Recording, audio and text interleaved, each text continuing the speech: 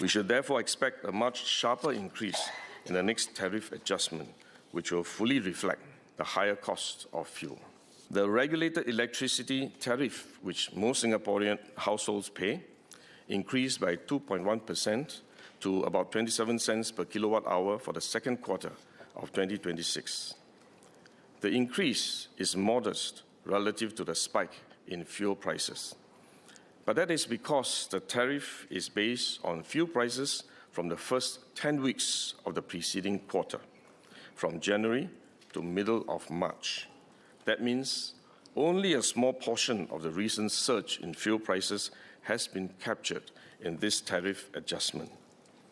Fuel makes up about half of the tariff, so higher fuel prices will flow through to electricity prices.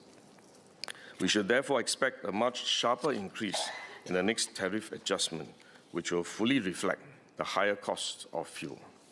These cost increases will feed through to broader inflation in Singapore.